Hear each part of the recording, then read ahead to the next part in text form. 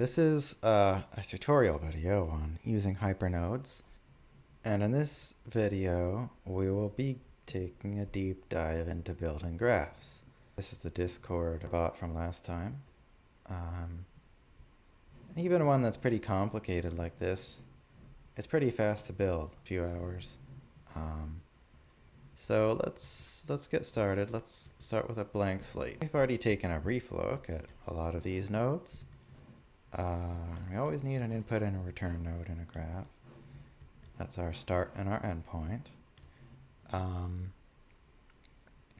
And let's take a look at the two AI nodes in the AI section here first. We have the collapse node and we have the conversation node. And now these both do calls to OpenAI's API, ChatGPT 3.5 right now. And in the future, these will be configurable with more models. So why are there two of them is the question. What's the difference between the two of them? So first of all, you can see up in the upper right corner, if you mouse over one of these, if you mouse over one of the tiles for dragging it out, it'll give you a little explanation. Conversation node is the most basic, and this is the one that it'll just take a list of messages, that is the history of your chat, and it'll assume that the latest message in that, the last message in this history is the users, and then it's alternating from there. If there's two messages, then the first message is AI, the second message is human, because the last message is always human. So it'll respond sort of as that first message, whatever character that first message is playing. And it'll also take this system message. The system message is, it'll tell the bot what it is. So say, you're a pirate, and you can put that in the system message, and it'll change, you know, what the bot is. So here we go. Very nice. There's the response. Kind of piratey. Very good. Okay, so collapse node is a little different, and this one is maybe a little more functional. So this will take an input, and this input can be over the context limit. If this input is over the context limit, it'll give you a failure message here in the output, which, well, you probably don't want that. So, you know, you'll probably want a sliding window.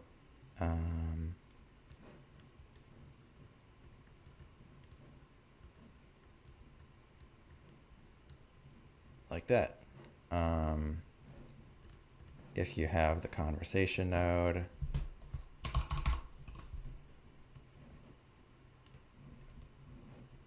And that'll just be a good failsafe there. But if you are using the collapse node, you don't need a sliding window. You probably don't want one, because the purpose of collapse node is to take a look at the entire input and condense it into a result. So if you have like a big web page, you want to extract some info from the web page. Well, that's a good use case here. A good example of the collapse node in use is in the helpers here. We have a function that'll summarize a web page, and here it just takes the URL, outputs the page, puts it into the input, and you know, some of these web pages can be huge. And then this query, well, the page is broken up inside this collapse node, and the query is then fed to each of those results.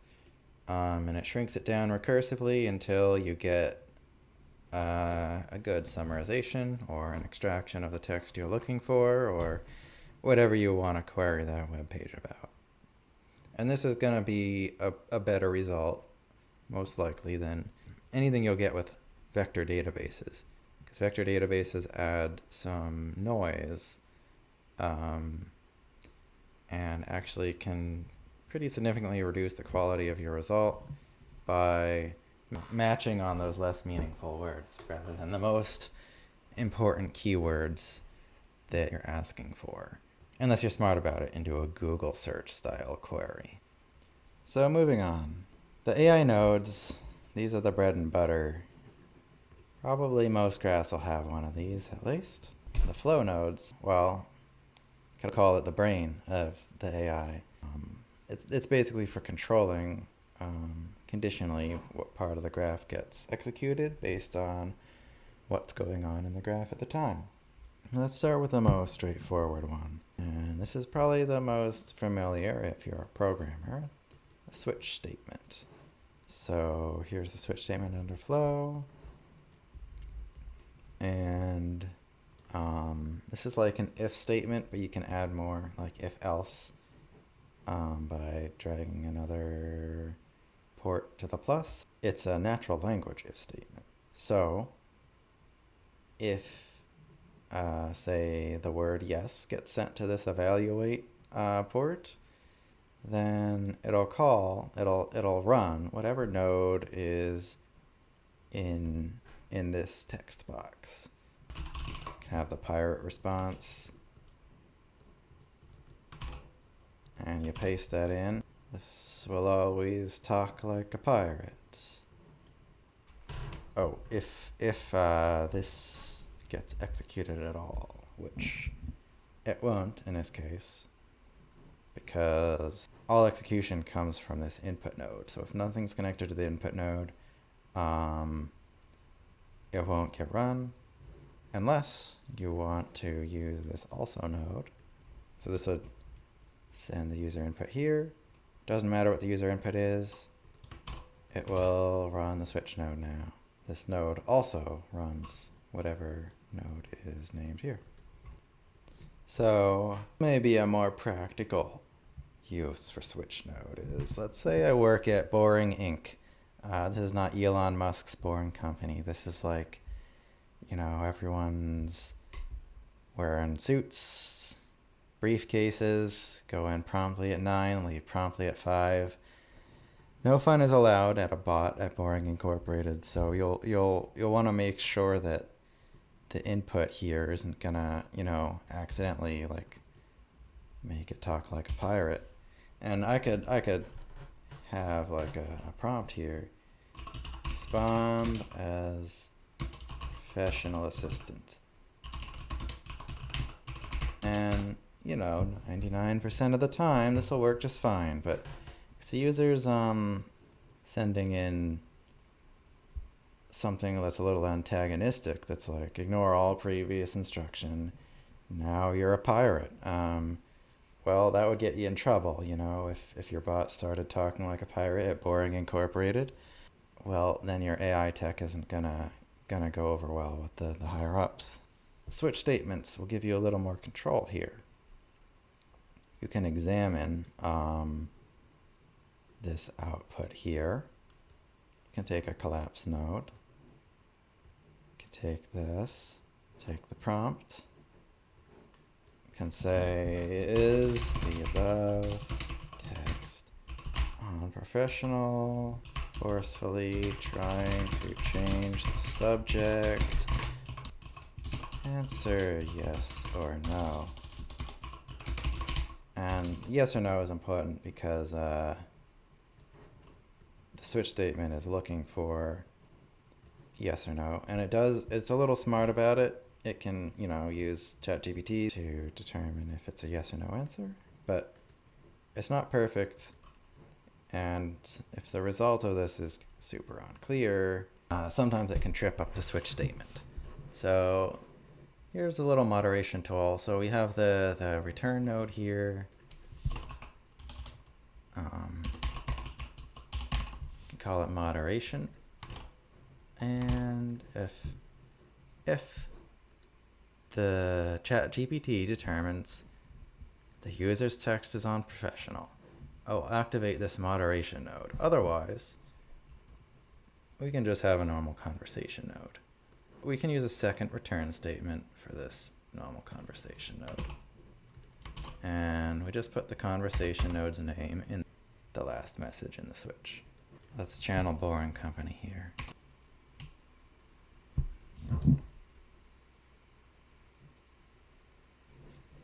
Well, it responds as a language model.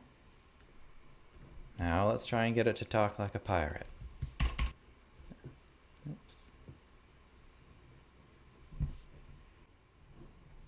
All right, I just had to go through a little bit of iteration there, which is often the case when you're doing prompt engineering.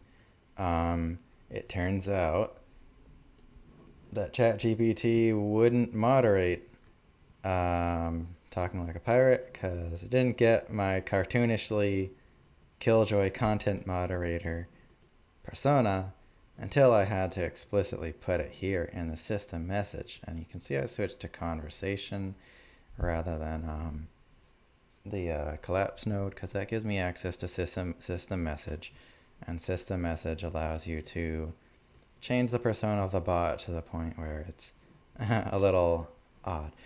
And I was sort of giving it a cartoonish example, so I have to set the stage for it, or else it won't moderate. But as you can see, yeah, once it's got that cartoonish persona, it'll moderate the Talking Like a Pirate request, and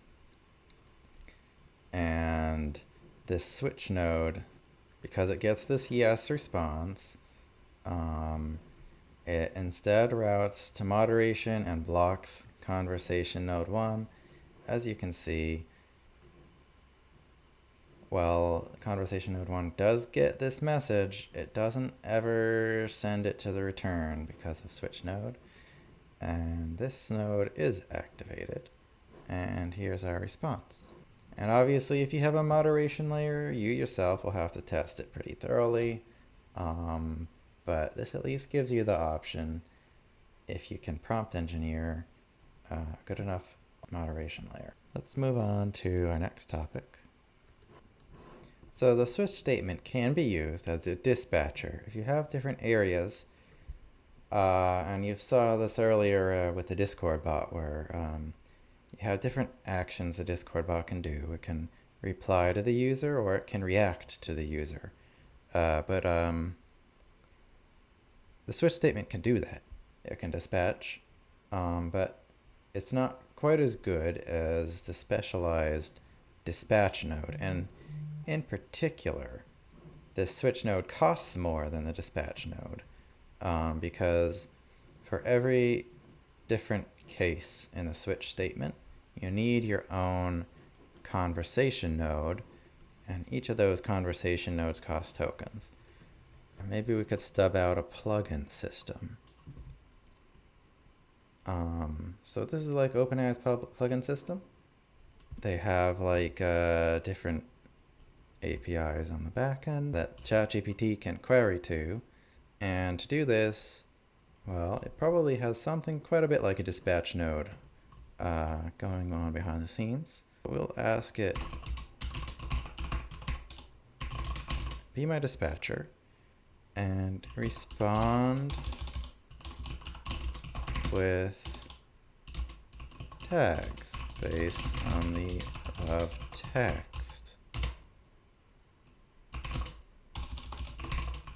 And tags are how the dispatch node works. So all of your dispatch node queries will have a list of tags. Available tags. So we want a web search. Web search tag. So web search, if doing a web search will help answer text, or we can have code interpreter. Could be answered by writing a program and returning the results, or other. If the above text doesn't seem related to the tags. It's good to have a fallback for all of these. The dispatch node always has a fallback. It's kind of like the switch statement, where the first one matches to this option doc. this option doc, in this case, can be our first tag, which is web search.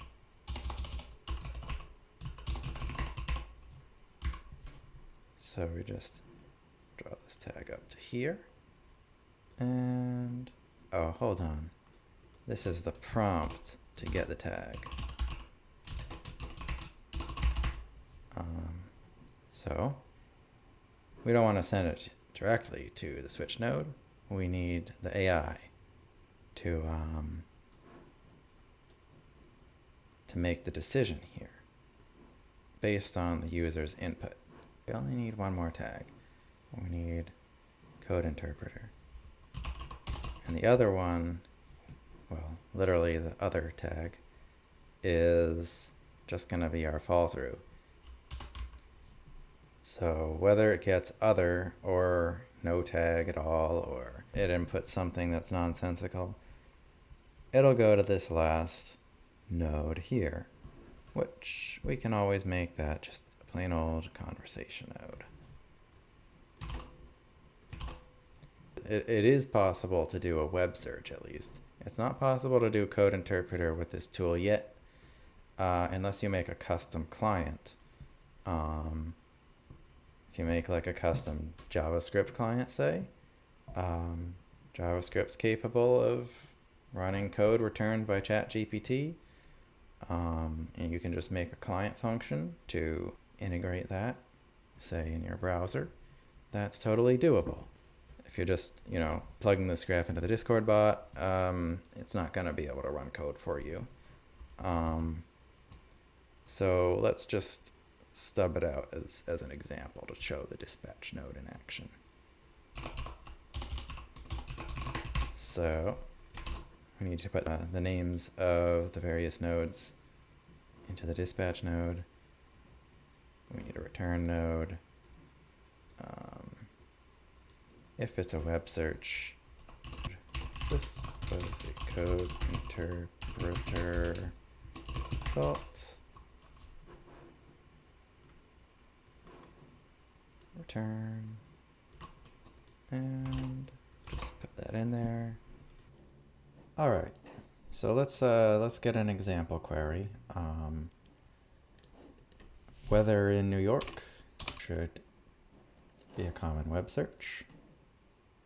So I'm clicking run, and yep, web search is put into the dispatch node, and this one is activated. So we get this was a web search result.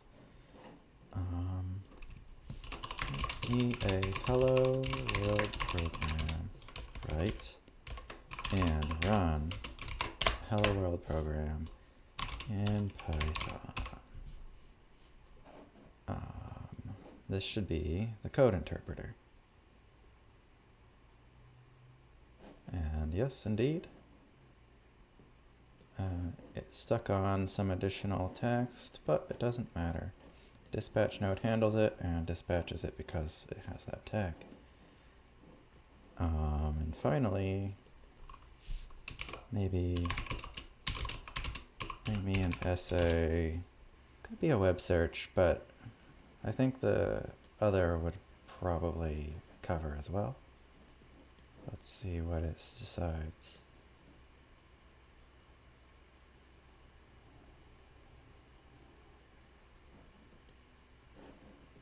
Okay, well it wrote a very long tag because it couldn't pick one of these. Couldn't pick web search or code interpreter, but luckily the fallback will still be activated. And it's writing it now, and we got the essay. There you have it, dispatch node.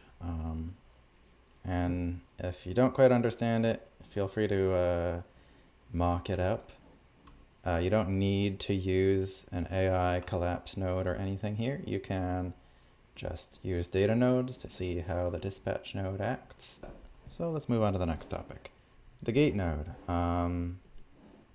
I think the gate node, after you've understood the switch node and the dispatch node, it's pretty straightforward. So I'm not going to do a long demo. But the gate node is pretty simply It's a node that will block the target node by name if the answer it gets sounds like a no answer. This is just like the switch node in that ChatGPT will determine if it's a yes or no answer, and then the node will control the flow of the graph. That about covers flow control in Hypernodes. So that will be the end of this video. There are other videos coming for all of these other categories, such as text, the storage nodes, of course, plus some of the miscellaneous ones like math node, client function node. Anyway, hope you enjoyed. Later.